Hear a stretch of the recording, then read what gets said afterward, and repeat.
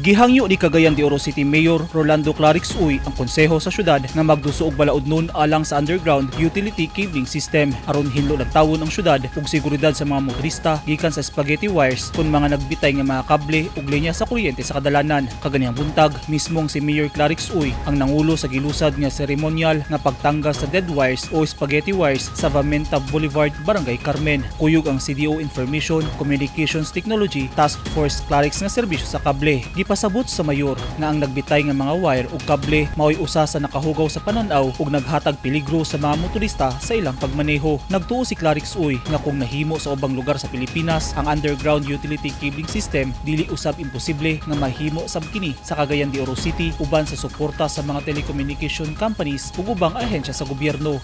Akong hangyoon ang konseho sa Dakbayan naman si Konsehal Roger Daday na magpalabangan sila og balaod nun nga ang kanang mga wires karon dinhi sa atong Dakbayan kung mahimo pagasugdan na naana sa tanan sa underground cable.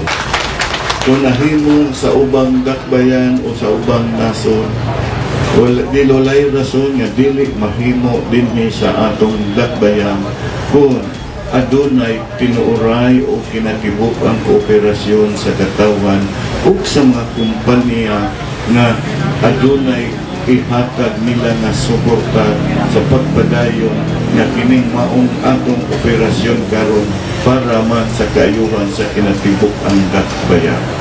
Naglaom si Uy nga mula hutay ug magmalampuson ang tinguha nga malimpyuhan ang syudad gikan sa nangumbitay nga mga wire ug kable. Eugene Hinutan, Newsline Philippines. Stay safe.